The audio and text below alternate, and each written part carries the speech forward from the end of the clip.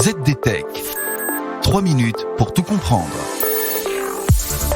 Bonjour à tous et bienvenue dans le ZDTech, le podcast quotidien de la rédaction de ZDNet.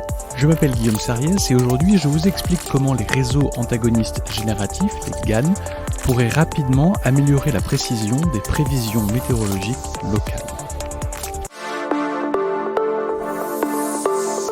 Le changement climatique augmente l'intensité et la fréquence des phénomènes météorologiques extrêmes. Et la complexité de la physique qui régit les fortes précipitations, par exemple, rend l'élaboration de prévisions météo locales très difficile. D'où l'idée de mettre une intelligence artificielle au travail pour tenter de prévenir ces phénomènes météo dangereux. Mais bien sûr, comme l'intelligence artificielle est devenue un peu trop à la mode, je vais rentrer dans le détail pour vous en dire un peu plus. Il s'agit d'un nouveau modèle d'apprentissage automatique, dit aussi machine learning. Concrètement, avec des jeux de données, une IA est entraînée à discerner le vrai du faux. Et ce sont les data scientists et les chercheurs de la startup Climate AI qui utilisent cette technique pour corriger les biais qui existent actuellement dans les modèles météorologiques génériques.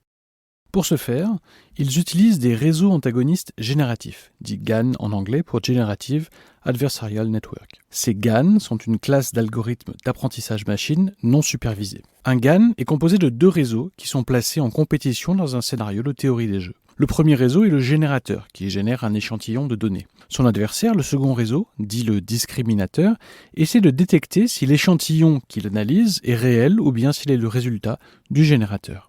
Ainsi, le modèle d'intelligence artificielle affine peu à peu la précision de ses résultats et donc de ses prévisions. De quoi apparemment remplacer la puissance de calcul phénoménale nécessaire aux prévisions actuelles, calculées avec des superordinateurs gavés de processeurs. Mais surtout, ces modèles d'IA devraient à terme compléter, voire suppléer, les connaissances des météorologues experts qui interprètent les données en résultats.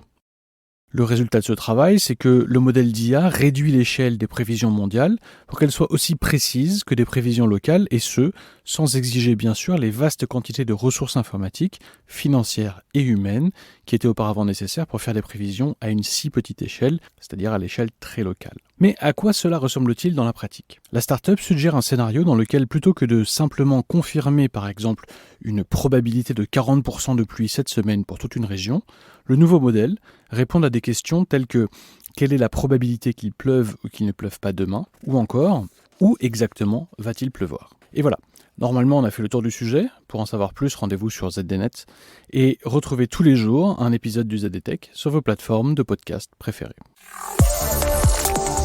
ZDTech. 3 minutes pour tout comprendre.